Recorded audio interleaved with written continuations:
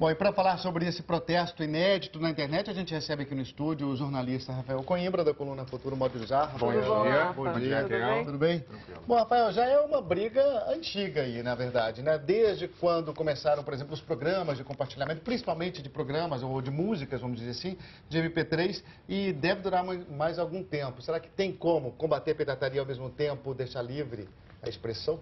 Essa é a grande discussão hoje, Luciano. A gente ainda não chegou num meio termo. De um lado, você tem a liberdade, que traz essas coisas maravilhosas da internet, liberdade de expressão, mas traz consigo também a possibilidade da pirataria. E do outro, você tem o combate mais feroz a esse tipo de ilegalidade, mas que traz consigo palavras muito polêmicas, como monitoramento, censura, a questão da liberdade de expressão.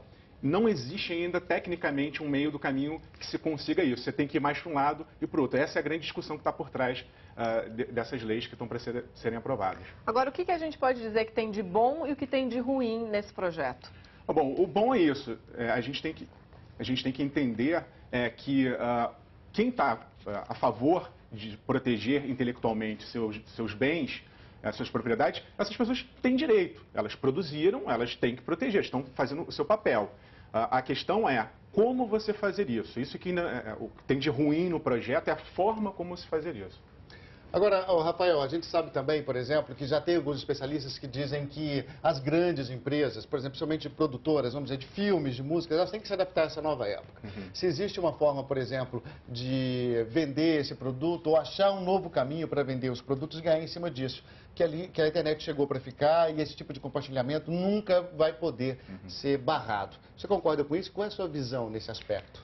A indústria caminha, por exemplo, você já tem lojas, no caso da música, da indústria fonográfica, você tem lojas que vendem a um preço acessível e aí faz com que alguns consumidores optem por pagar um preço que eles acham justo em vez de praticar a pirataria. Mas isso ainda não é geral, ainda falta um caminho longo para você chegar nessa adequação para que a indústria consiga fazer com que as pessoas não façam mais cópias ilegais. Agora, a votação já foi adiada no Congresso americano. Será que dessa vez vai ser votado? Porque as pressões são muitas dos dois lados, né? Inclusive o presidente Barack Obama é contra essa lei, mas tem a indústria toda do entretenimento que é a favor, né? Quer dizer, ficam pressões fortes dos dois lados. E é uma pressão realmente sem precedentes. Foi interessante porque se você vê, no caso da Wikipedia, que tem 25 milhões de acessos por dia, uma página fora do ar, ela mete medo, né? É uma coisa assustadora. Então, de alguma forma, faz com que as pessoas reflitam sobre o papel também da internet. E é interessante que a gente acha que a internet é um território livre.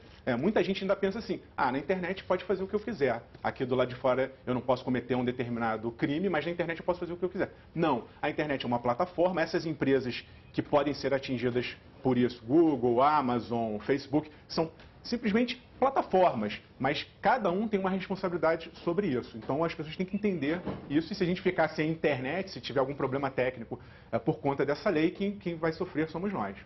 A Ana já está aqui no telão para fazer uma pergunta para você, Rafael. Isso.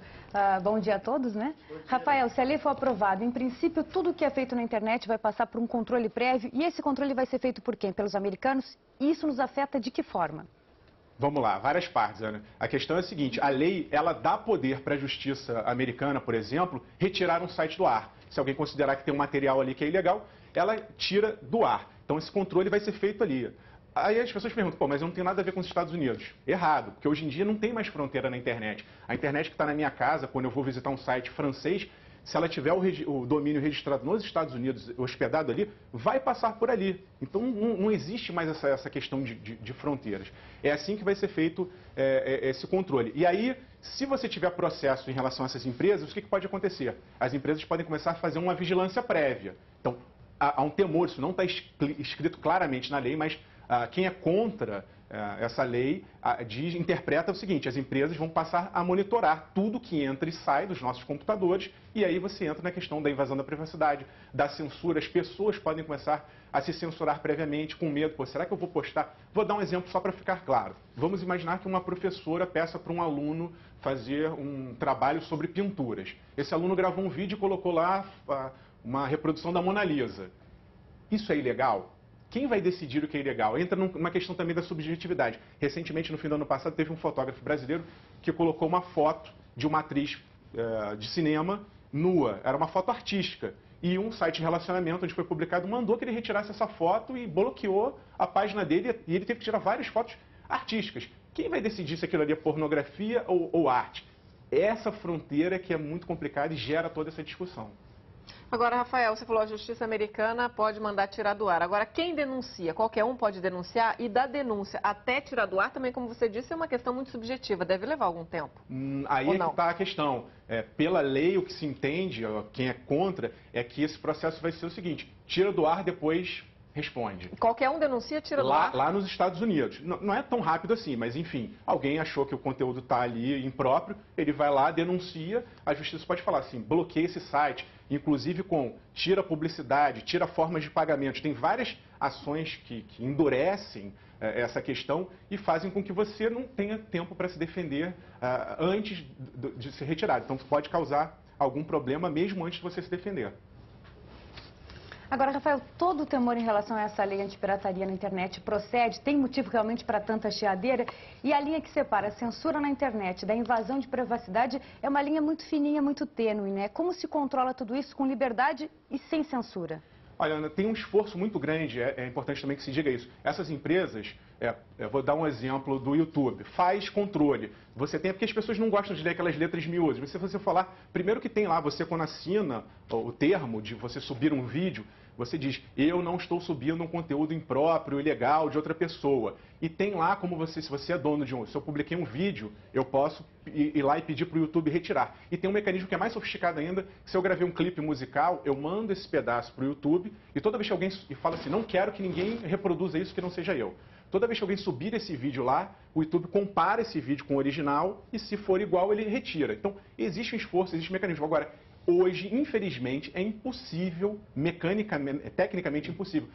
São 48 horas de vídeo por minuto publicados no YouTube. Como é que você faz isso tecnicamente e subjetivamente o controle disso?